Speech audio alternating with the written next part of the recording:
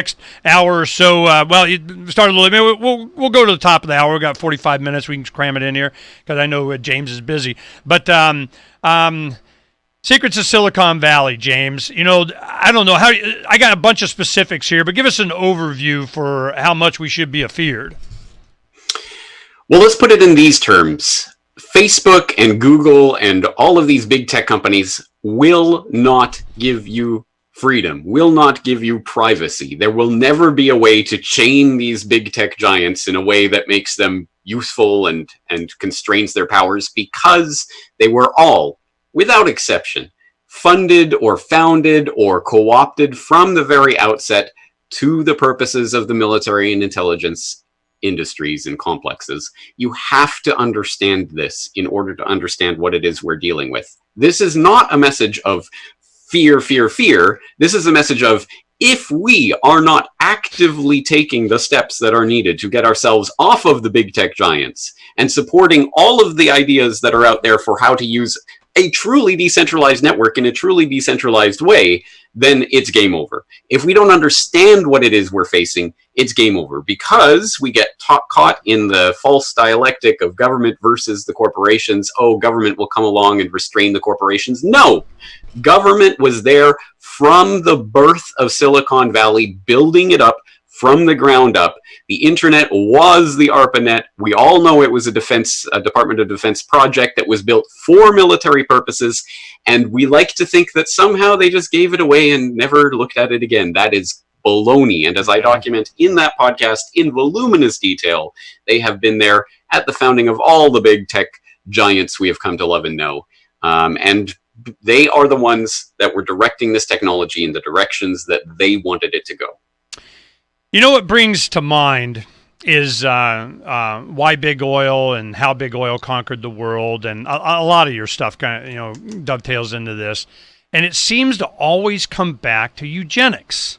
They want the guide stones. They got 500 million. They're going to have how many slaves we need or something. They have the guys that started Silicon Valley. I wrote down the names. We got Shockley and Turbin, certainly Turbin's father. They're all eugenicists, which define that. I mean, we'll go in and make the connection here, but is it a sociopathic, cult or something? I mean, there's some commonality that goes way back of just the mindset that there's people that need to be ruled and we should be the ones ruling them, and those that are dissidents against need to be, taken care of, and we need increasing technology from IBM punch cards to mind reading devices to be able to bring about their utopian world. What is it that they want? I think it shouldn't be surprising. We could almost work it out a priori without even any data from the real world, although we have a lot of data. But we should be able to just discern from first principles that technocrats are eugenicists. Eugenicists are going to be technocrats, because at base, they want the same thing. They want to be in control of everyone and everything. And eugenics, of course, is always casting its dark shadow of dysgenics. They'll often say, oh, eugenics is just about trying to get, better breeding and better people to have children. It's not that dirty dysgenics about trying to stop people from having children or sterilizing them or killing them. No, that's dysgenics.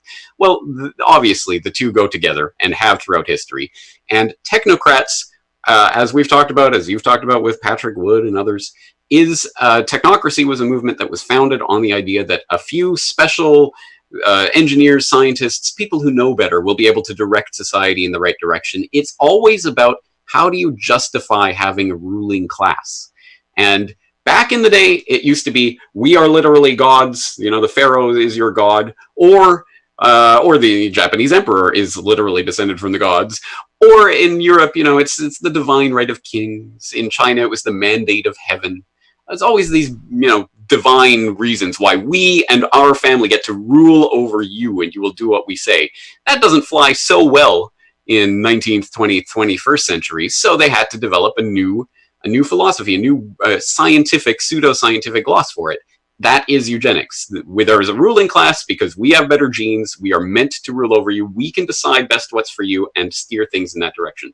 So that founding ethos was clearly part of a lot of things, a lot of philosophical things that were developing in late 19th, early 20th centuries, and that fed into technocracy. So, of course, the technocrats are going to have some connections with the eugenics movement that preceded it and informed that philosophy. And we see that everywhere. And it's so interesting because as I was writing this, and as I was putting this together, and I saw Frederick Terman, father of Silicon Valley, and just the most cursory research, you start running into, oh yeah, of course, he's the son of Lewis Terman, who was one of these great proponents of eugenics in America in the early 20th century. He was the one who standardized IQ testing for the Army and was writing these screeds about, the better races and all of this. And so I thought, well, I should note that in this script, even tangentially, because I think it's important. And then I'm going into, oh yeah, William Shockley, the other founding father of Silicon Valley, and oh yeah, also a confirmed eugenicist who wrote about the better races and how we need to solve the problem of overpopulation and breeding of the bad sorts and all of this. It's always the same mindset with these people, and tie that into the IBM, the Hollerith punch card machines that was used to automate the Nazi classification of all of the concentration camp abductees, whatever you want to call them, internees, and all of that. It's always about mechanization of humanity in the sense that for the eugenicists, we are essentially cattle to be managed. And that is what this mindset about the technocrats and trying to order everything and shove them into binaries and ones and zeros, that's why it appeals to computer scientists. And you get these people with this mindset that they're going to control society. It all fits together so nicely that, again, we don't even need the data to show us that the technocrats are going to be eugenicists and they're all going to mingle together. But we've got the data. Well, it's getting worse to where, I mean, you see things where they talk about they want to be able to read your mind in the airport. That guy's got evil intent.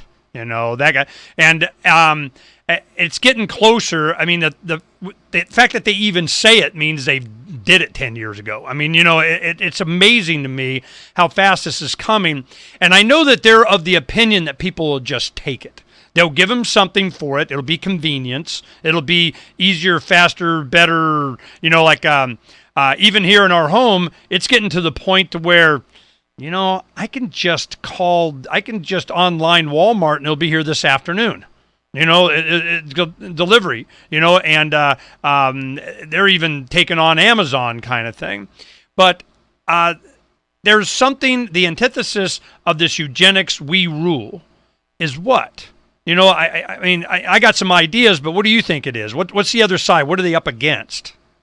Well, I think that the only real alternative to that, which is, as I say, just another justification in a long line of justifications for why we and our families get to rule over you, is the delegitimization of the ruling class, or the idea of a ruling class. That in and of itself is the wrong turn. It's the wrong turn that humanity took a long time ago and is still trying to even figure out that it's a dead end, or even worse, it's a drive off a cliff, because that's where we're going. Until people realize that the idea of a ruling class itself is not only illegitimate but immoral, we'll never be able to accurately confront this, which is why such things as Larkin Rose's most dangerous superstition is so important, to get people to see why the entire idea of a ruling class is fundamentally wrong. You choose for you, I choose for me. That is not really such a revolutionary, oh my God, I can't imagine kind of idea, but it is simply because we've been propagandized our entire lives that we need people telling us one way or another how to live our lives. Today I had Mark Skousen on running Freedom Fest. And you look at, they have over 200 speakers. And we went on about, how it's done and so on. And I'll be going, representing, LRN, Free Talk Live, working with the guys and such. And after it, it goes from Wednesday, Thursday, Friday, Saturday, I think. And Sunday, they have a Narca Vegas. Well, they originally had it at the D Casino. Now you don't know where it is until the last minute they'll tell you, because the D Casino canceled it because Larkin Rose was a speaker. And they're going, oh, hell no. And they're getting all kinds of pressure, whatever. And and I'm like, from what? And I'm sure they'll make an excuse, something like when to shoot a cop. That was an article that he had written. And if you read it, they brought a lot of attention to it here in Arizona law enforcement because there was a, Occupy Phoenix and it got passed around a lot and all that stuff. And if you read it, it just says it's probably before they closed the cattle car door, and you're sending you to the showers. It's sometime, it might be up close, but it's before they latched the freaking cattle car door sending you to the showers, okay? That was his point, and that's what scared him. He was a rational, logical, hey, man, he may be a cop or military, but when they close those doors, yeah, you're sent to the showers. So I can see this manifesting itself all over the place, but the counter to them has been, like you say, they don't have this divine right that we can rule ourselves or should sure as hell, be allowed to. And the whole promise of the U.S., the American experiment, was the proper role of government, defense of individual rights, doesn't do that, time to alter or abolish. It's your right, it's your duty kind of thing. That concept has been such a thorn in their side and a splinter in everybody else's cortex that they have to deal with that, and America's got to be taken care of. So I look at this, and then it kind of manifested here recently. About 5 weeks before I went on my walkabout here, I had Bumper Hornberger on from the Future Freedom Foundation, Jacob Hornberger, and it seems like he may be running for president as a libertarian. And there's, a bunch of other guys doing and what they're, and that's, hilarity will ensue. But there will be also this Justin Amash thing comes out. So I get a call like 2 or 3 days after I interviewed Bumper, and from a friend of mine that is a senior fellow at the Cato Institute. So we have interesting conversations. But his whole thing was, Justin Amash, man, this is it. Justin Amash, a sitting congressman, saying he'd impeach Trump. He's going to be all freedom-oriented and kind of the libertarian to get up there.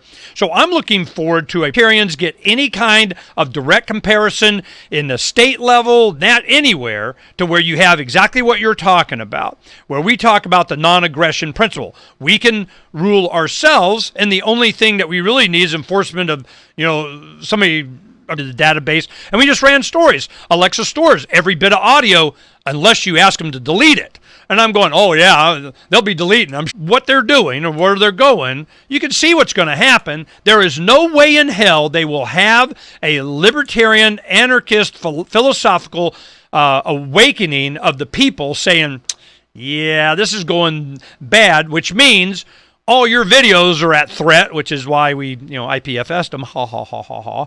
So this is what I'm afraid of. Now, I wanted to get into some of the details of what you covered in there. The first thing is LifeBlog. Tell us about LifeBlog and the segue in the Facebook and who and what. LifeLog. Oh, I'm sorry, LifeLog. Thank you. It was essentially a request for proposal. It goes by a different name under DARPA, but at any rate, they were asking for potential developers to develop a system for them that would essentially be an online or a digital diary, essentially. And keep in mind that they were putting this out, I think, in 2003, where they were first asking for this. And so take it from the 2003 perspective, pre-smartphone, pre anything that we think of as the modern internet. And they were talking about this device that was going to be you were going to wear, so it would be with you at all times, so it would know where you were. It would be recording things that you're physically saying, as well as everything you're typing and messages you're sending, emails, all of that. It would record all of this information. That was in the proposal. Sorry? That was all in the proposal. Yep, you can go read through the proposal. It's very detailed. They're asking for lots and lots of specific features, and basically it was going to be this complete compendium of all the things this person will do. And they even slip in there that this is going to be about behavior prediction and things like this. It was going to help them amass all the data that they could use for other purposes, obviously, right? And so this was announced in 2003. There were several teams working on it, including a team of researchers at MIT that were developing their proposal for it. But then in late January of 2004, they scrapped.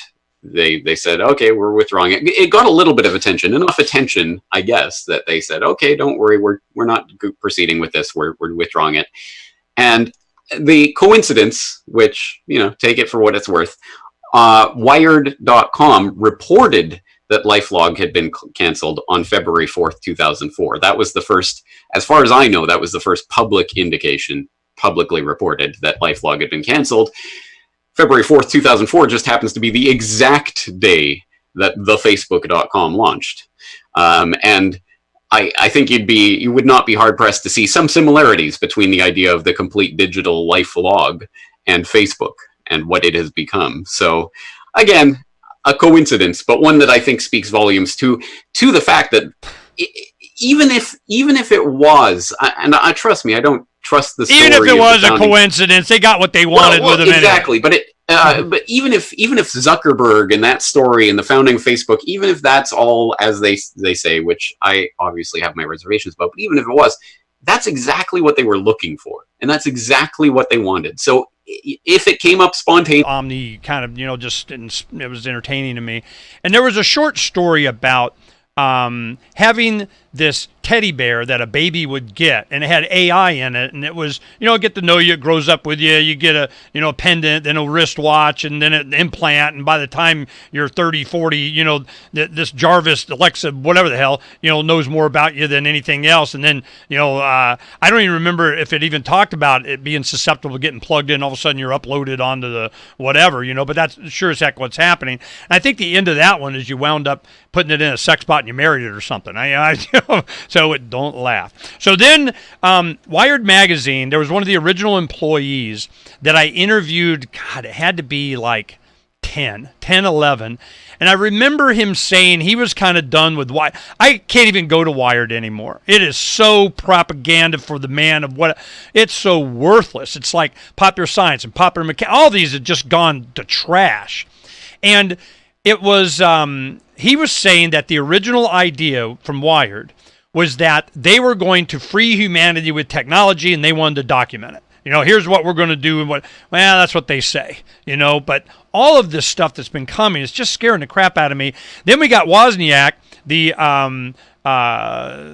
IT guy for partner with Steve Jobs on Apple, deleted his Facebook last year, and he's been making a big deal out of it. And here recently, he's like, "Man, get your freaking stuff off Facebook, and at least don't go on it again." The young kids and so on.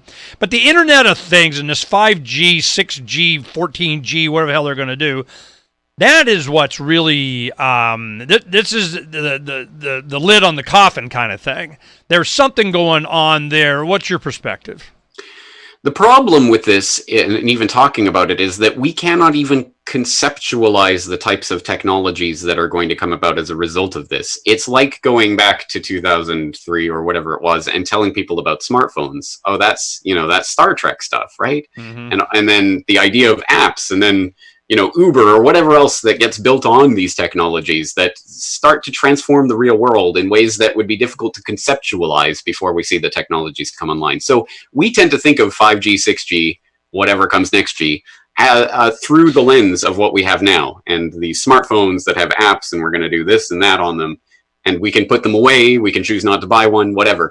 No. This is going to fundamentally change our relationship to technology, and a good inkling of that, a good way to get a handle on that, is a video that I know you've just recently watched, and I just recently watched, from Truthstream Media, talking about the Tower of Babel and the new living language, and the hearables and other types of technologies that are going to be enabled through the ultra-fast networks, the 5G, 6G, whatever G, are going to make it so that our idea of holding a physical device in your hand that you are inputting data into and getting data out from is going to be a thing of the past. You're literally going to be embedded with this in numerous different ways, not necessarily a brain chip, although I'm sure that is the ultimate end game, but it is going to be in your chips in your clothes, chips in your desk, chips in everything. It's like a USB fit plug-in into your ear. I mean, exactly. You might even have a jack. Listen in on everything that's happening in your surroundings, and adjust all your other devices. It's too dark in the room and he's trying to read, better brighten the room, kind of thing, or whatever it is, which again, all sounds like convenience to the ultimate level. You won't even have to think about anything. Everything will just happen because the machines will know best what's for you. I mean, that in and of itself is fundamentally creepy. You have to go camping to even find your humanity. Exactly right. What is humanity? What is free choice if all our choices are made for us by machines that have been programmed to act in certain ways? And that's even disregarding the fact that, of course, this opens up the world to complete and total control of everything we do. We can be taken offline at the flip of a switch by whatever agency deems you to have committed whatever thought crime or whatever. I mean, it's completely surrendering our humanity, surrendering our freedom. It is game over when this technology truly takes over. Yeah, no, people are going to be like my toddlers when you take away the iPad. They're going to be freaking, whoa, I am, what? It's like a a sci-fi movie. It's kind of, you're pulling a spirit out of them or something. It's just like, I'm whoa. so glad I haven't given my kids a phone or a tablet. Don't. It's not worth it, man. It's just, it's, they just play games, but, no. I know, but it's training. It's training. Well, they come with we do everything we can. They're out in the pool. Heck, I'm even, showing them shooting BB guns or making stuff or a little project. Get off of that freaking thing. Yeah, absolutely. But let's use this as a teachable moment for other parents in the crowd. I'm no angel floating in the sky, but I know that instilling good habits is the key towards getting children to understand when they grow up. I know they're not going to understand it when they're young, but when they grow up and they see all these people doing all these things with their technology that wasn't normal to them, they're going to be able to see it from that outside perspective. So I try to instill good habits in my children. Again, I'm not an angel, but I'm not going to give them a tablet to play with just to keep them I have 12th grandkid be here next month, and if not sooner. And I like being a grandparent. I have more patience, you get more detail, you got their attention span for a little while, then take them home, they come back, you continue. It may take years to get a concept in of just good and bad. I've even had my grandkids on the show, kind of snuck them on, didn't put them on camera, but I'm going, okay, what's good and what's bad? I said, at 6 and 7, I'm just, you even have a concept. I mean, let's, see how we did. And there is so much that I think we have to be concerned about. And I think that they really pick up large concepts if you can make it understandable, and they got it when they can repeat it back to you, or you see them repeating it to their younger cousins, that kind of thing. So I'm not so concerned as much about them as I am their children. This is going to be, because it's normalized. I mean, they just, I get it. And the fact that you did this research, it's amazing that you come up with all this stuff. I am so appreciative of that. And, but the one thing about the hearables and so on, they were talking about not only are they able to go in your head and it be remote, and it's sensors that, reading your brain, that it's also, there are universal, thought processes for words, even in different languages. So that's what he was talking about, the Babel thing. You're standing, you go up to somebody in China that speaks Chinese, you hold up your phone. They do that now. You can do live audio translating on Skype. Okay, I've seen it years ago. They got 2 classrooms in Mexico and in the U.S. and they're talking to each other in real time. It being translated. You can do that now. So I'm going, wow. But now they can do it without them hearing it.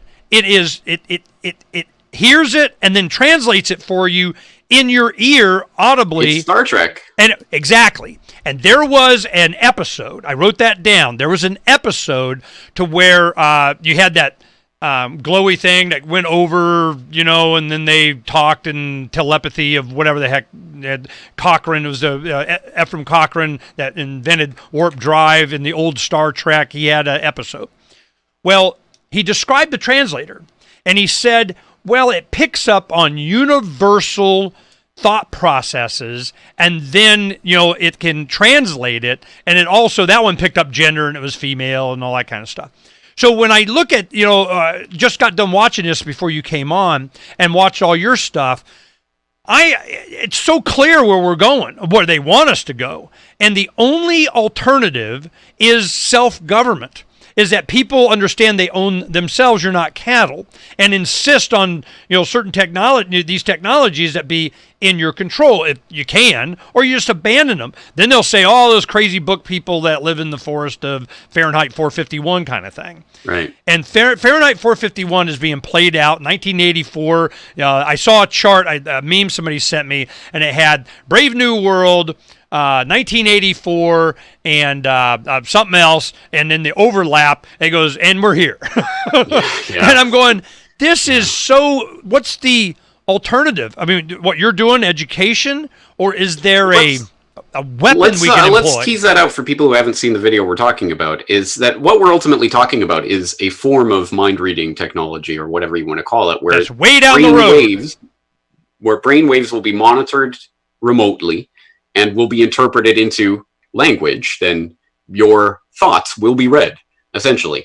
Again, sounds like pie in the sky, and I know there will be people out there that say, oh, they can't really do that, it's all hype. Okay, all right, well, keep thinking that, and keep stumbling into this reality that we're moving into, as they're already starting to do it. And in that video, they show, for example, Regina Dugan, who I do mention in my Secrets of Silicon Valley as a DARPA insider who went on to Google and then went on to Facebook, surprise, surprise, and is now working on a speech, basically thought-to-speech technology, which is the moonshot. That was one of the programs at 100 words a minute, telling us they can read your mind and type faster than you can type.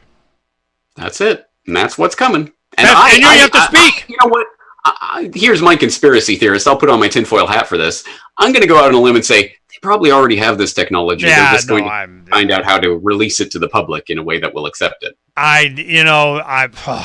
Yeah, that's one of your videos. I remember you were kind of like, if you heard about it, then DARPA had it 30 years ago. I mean, that kind of thing. And that has been my experience all this time. And we had one thing that kind of surprised me, Electronic Frontier Foundation, the chair is going to Bilderberger. So a couple of caveats. It was a director. I don't think she's a director anymore. And she attended, as far as I know, once. I think it was the 2000 conference. I'm still feeling warm. It is enough to make you scratch your head. The EFF, but they're good in sunshine and funded by Soros, right? But anyway, they're there for, and they do a lot of good work on different fronts. But you got to wonder, what side the bread's There's always, anybody that exists always doing good works to, they got to do some. The other thing that was of interest to me is you had 5G and 6G were I didn't know there was going to be a 6G. I mean, they're already talking about it. And 5G has its own problems to where it can be damaging to humans. And I'm going, it can be? Well, that might have been a goal, an intent. And when they're doing this brain reading, there goes your First Amendment. There goes your freedom of thought. There goes, whether you do anything or not. I'm sorry? There goes your Fourth Amendment. Yeah, search and seizure, self-incrimination. I mean, it is gone. And I'm wondering where we're going to get our support from. Hey, that's for people lucky enough to have been born in the geographical location known as the United States of America. What about people like me, a Canadian in Japan? Well, that's fair game. There'd be no laws to stop any. Laws. Exactly. Laws. That's one thing we got. I got a constitution that's going to protect me. I'm like, right. Even if that did work, we know that the Five Eyes just pass work around to each other. So the NSA can go to GCHQ and say, hey, how about this guy? Can you get him? Thanks. Right. No, we had in 98, there was a film crew that came from Germany to cover, we have a thing called Second Amendment is for everyone. So they were heavy duty on me. And they wanted to get the network of the militia of somebody kind of, and ours is, it started with an initiative here. That's why we have unrestricted concealed carry in Arizona. It's because we started this in 94. We've been butt heads about it and finally got done. But they didn't like that none too much. So the German crew and all the stuff they asked and all they're doing, I'm going, it's obvious to us. They're just surveilling. They're going to turn this tape over to the BATF or the MAN or whatever because they're a foreign entity coming and talk to me, and then what's going to stop them from giving it to them? I'm going, so we knew. But the thing is that, we tried to convince, it's always the camera guy and the sound guy get convinced. There's like, what you guys are talking about. So at the end of the about 4 days they spent in the Valley, and at the end of it, when they finally dropped me off, I was doing tenant improvements on the restaurant I was getting ready to open. And they stopped me, dropped me off, and I went to them, I got out, and I reached, there's 3 of them. And I go in the passenger window, and I just said, we were very concerned. There was one thing that you never asked us. Oh, yeah? What's that? You never asked us why. Oh, no, we get the camera out. I go, no, relax. It's okay. Never mind. It was so obvious to me. They never wanted to know why. They just want to know who and what and how. They don't want to know why. They don't care. Okay, they don't even want it. They don't want to be converted or something. I was at Pork Fest. I don't want to throw anybody under the bus, but a lot of well-known people that we know were in a forum. They were talking about the future of Bitcoin in 10 years, and I was upset by two things. One, privacy has just gone down the wayside. I interviewed Jimmy Song. He's a Bitcoin developer yesterday, and I encourage you to go listen to that because his number one thing was, the inflationary aspects of the dollar versus Bitcoin and nothing else. Privacy, this, that, nope, that's not, it's this thing. And they were latched onto it, wrapped their arms around it. He was so unsatisfied with not being able to convince me. The 25th round in there, when the 23rd, 25th, I can't remember, Donna set it up.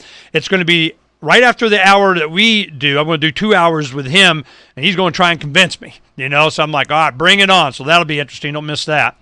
But in that forum, they were talking about the Libra and Facebook's crypto and so on. And some people, you would think they'd know better, and they were advocating. It's a private company. These are private guys. They could do it. It'd be great. Private companies are taking private company. When they get up, I'm like, are you freaking kidding me?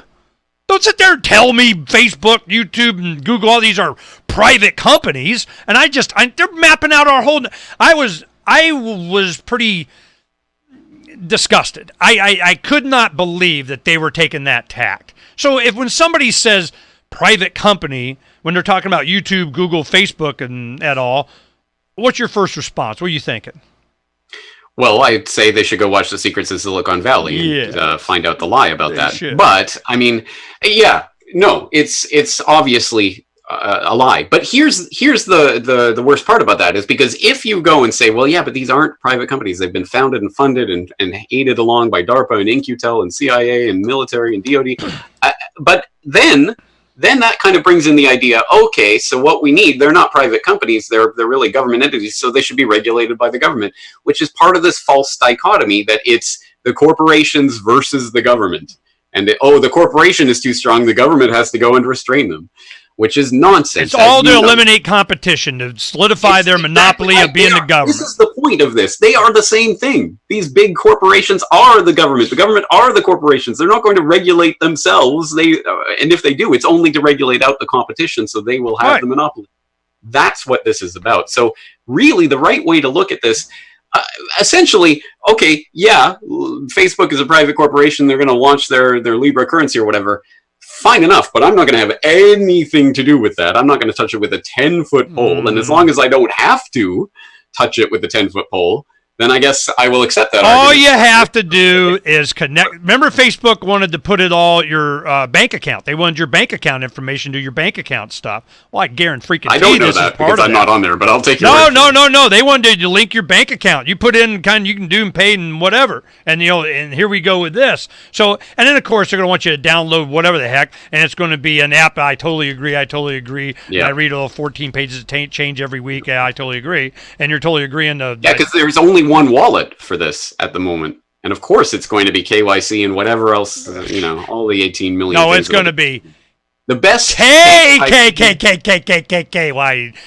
I mean, it's going to be the best take I've seen so far on Libra, what it represents is Andreas Antonopoulos. He did a episode of Let's Talk Bitcoin where he was talking about it, and I'm just watching his presentation that he gave the day of the launch or the day after the launch of the white paper. And incredibly well-informed, as you would expect from Andreas, and also getting to the real point of this, what he calls the three-body problem, because before, people were looking at it as a two-body problem. It was government fiat versus, private decentralized crypto.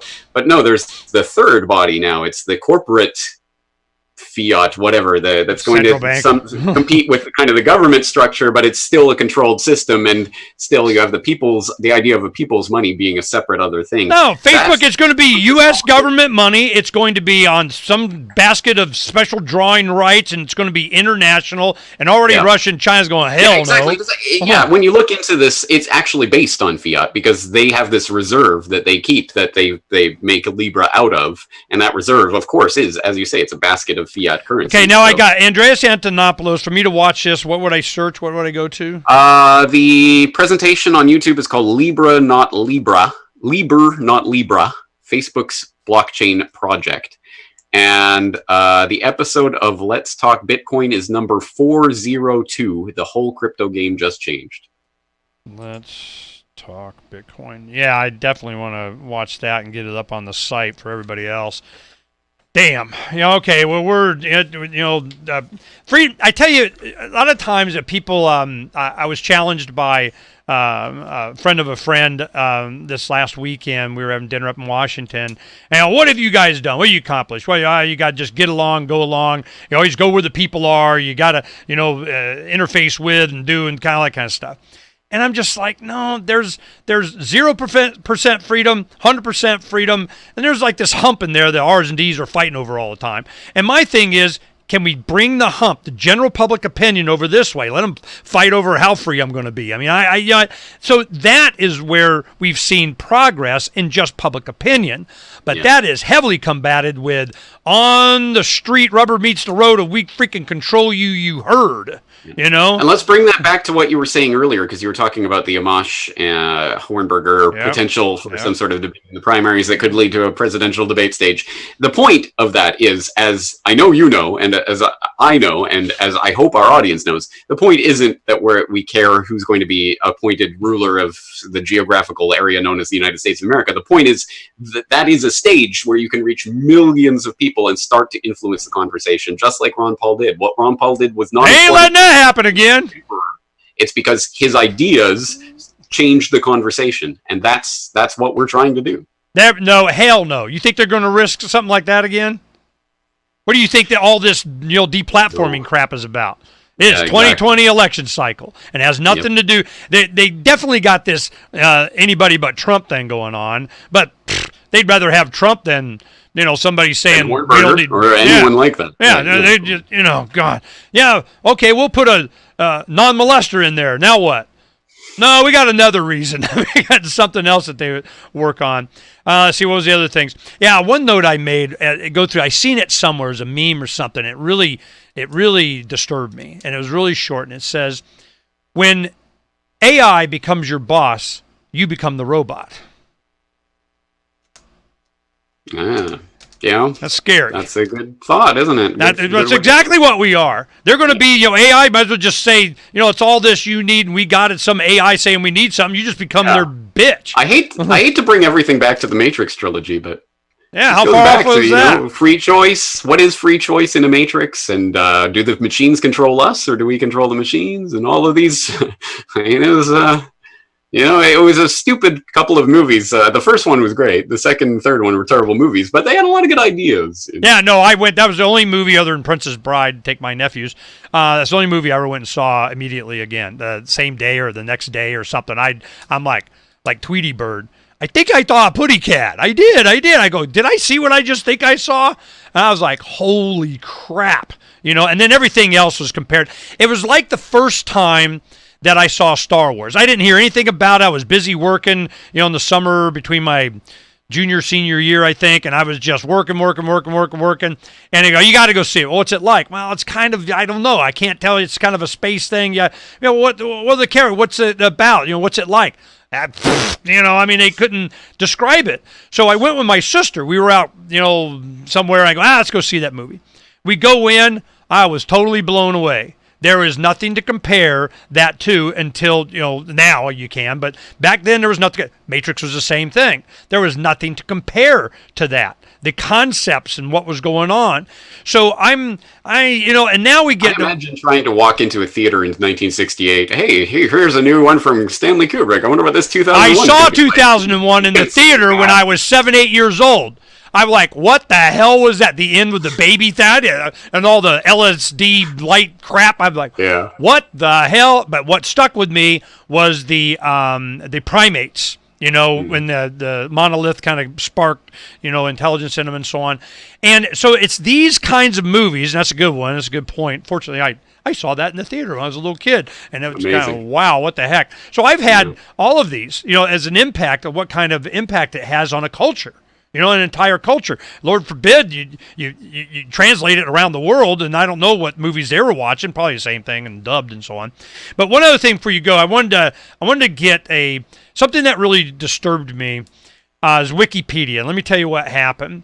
In 2003, February of 2003, when we first started doing the radio show, we were starting to log and record all of these files. And we made your geek and an attorney and was state chair of the Libertarian Party for a long time and was a good friend of mine. He set up a wiki. And I don't know, what's a wiki, And it's kind of a way to communicate. And back in the 90s, it was this open source kind of thing.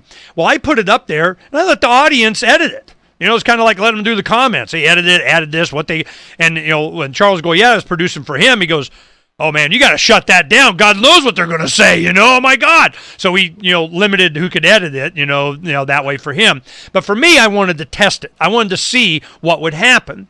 Well, later came Wikipedia. And so I understood exactly what was going on. It was encouraging people to add to the data, to the People's Encyclopedia, that you would go there. Wikipedia immediately, very quickly became a very great source of information. And then, after 2008 election cycle, you definitely saw a difference. It's curated, and so you can't, and you're not going to. Tell me what you know about Wikipedia. Well, I have my own experience with that, because at 2003, 2004, somewhere in there, right before I came to Japan, I think, I was working just a temp job at a publishing place where I was working on school textbooks kind of thing and editing them. And I was doing fact checking, which is just mind numbing, but you gotta make sure you have 2 or 3 sources for each little fact in the book and blah, blah. You're not allowed to use Wikipedia. And so I was on the computer all day, doing this, and a lot of it had to go to Encarta. Remember Encarta, which was, I think, the Microsoft encyclopedia? Yeah, I had that for my kids. It sucked ass. Yep. Okay? It was terrible. That was the biggest bunch of bullshit, because we had an old World Book Encyclopedia that if you got this many volumes and you got decades of more stuff and it stays this many volumes and it's this big, they had to take something out. And I was thinking that Encarta was not going to do that. They had much more data you could have. They trimmed it more than anything. That was the biggest piece of crap. I wouldn't let my kids use it. You know what we did use? We had every National Geographic on CD. It was a kit that they had of all the national, and you could search it.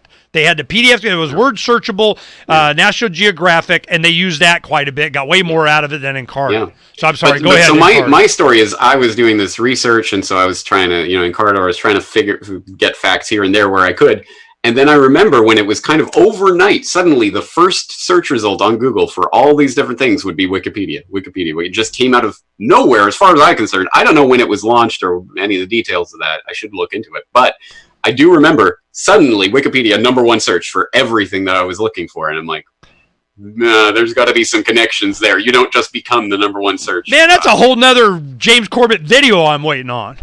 Yeah. Wikipedia. I did do a Corbett Report radio broadcast on it like 7 or 8 years ago, but I should definitely revisit it. It's changed. It's gotten so much worse. It's not even worth really using anymore. It's so deceptive, Yeah. I would use it to only to go to the footnotes and find, this links to this article, and here you have an article with something, but I would never use it as primary research.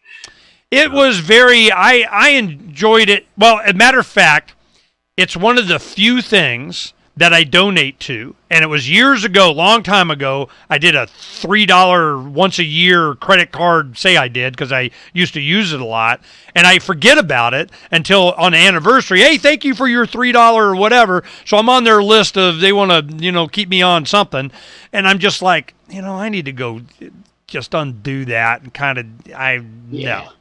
No. Yeah, I think it's time to stop that. But then again, this is one other example of something I talked about recently, the throwing the baby out with the bathwater thing. It's tempting to say then that the idea of wiki itself, a wiki, not Wikipedia, but wiki itself, is therefore tainted, and we don't want anything to do with decentralized. Awesome. I've used it on my show. No. Don't throw the baby out with the bathwater. The idea is good. Of course it gets co-opted and taken over and steered in the wrong direction, but because it was good. Example.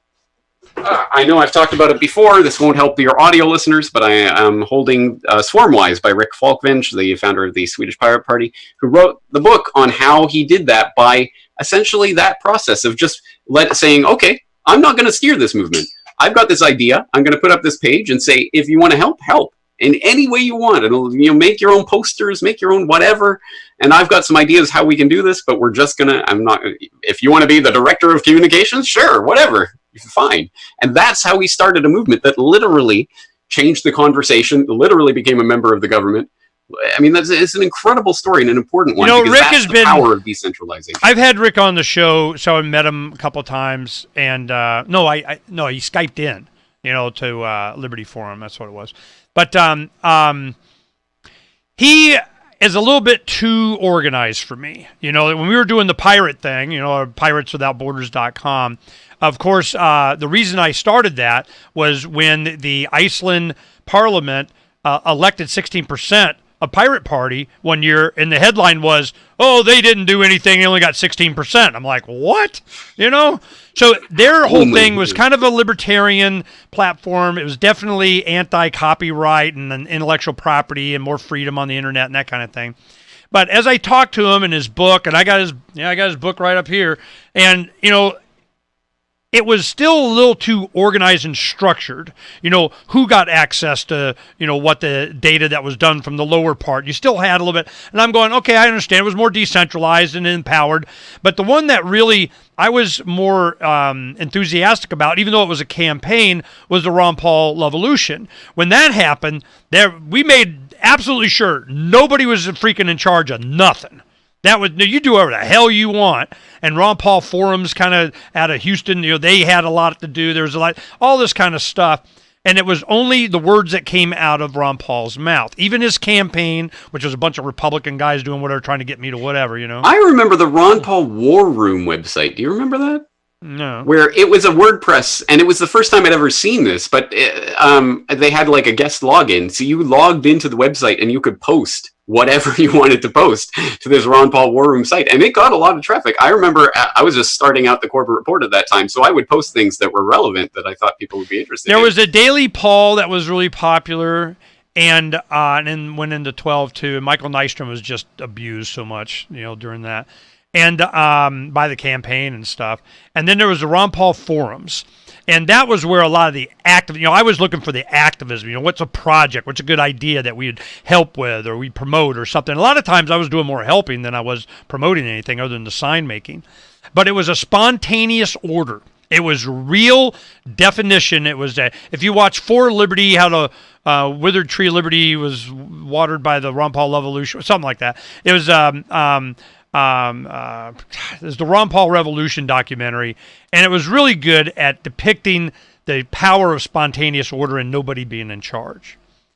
And I'm waiting to see that it'll come again. It's building up, but they're doing they, them, those. Who are they? The ones who won't leave me alone. They're doing everything they can to try and prevent that from happening again. Yeah. Nip it in the bud. Or they'll co-opt it and use it.